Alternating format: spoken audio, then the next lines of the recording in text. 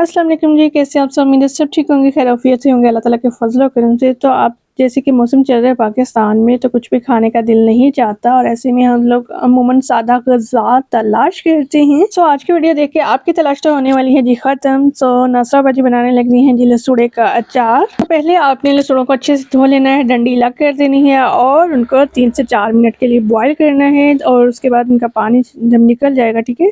फिर आपने एक बाउल में लेना है नमक और साथ में आपने लेनी है हल्दी, ठीक है? ये देखिए नमक और हल्दी।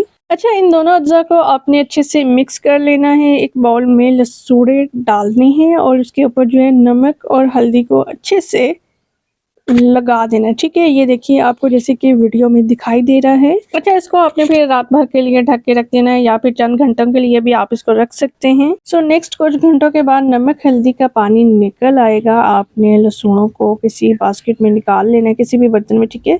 जिसमें सुराख हो, ठीक है? तो आपने इनका पानी जो है निकाल देना है नमक हल्दी वाला। देन जी आपको मसाले चाहिए, ये देखिए मेथी दाना है, राई है, इसके अलावा जी मेथी है, ये देख सकते हैं आप, और ये है जी सौंफ।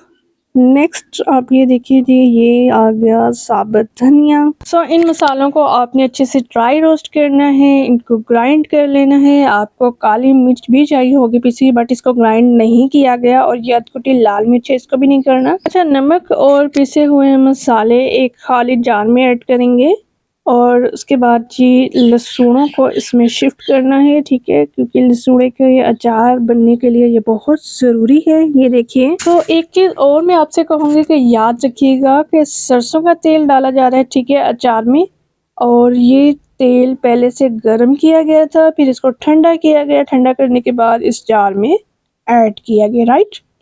और ये देखिए जी कितना खूबसूरत लग रहे हैं, और इस अचार को रेडी होने में तकरीबन 1 हफ्ता लगेगा। वेल जी, इसमें नमक, लाल मिर्च, काली मिर्च भी शामिल कर देंगे। सो ज़रूर तैयार कीजिएगा लसूड़े का अचार। अपना और अपने प्यारों का रखिएगा ढेर सारा ख्याल। मुझे वन सईद को इजाज़त दीजिए। अल्लाह हाफ़िज़।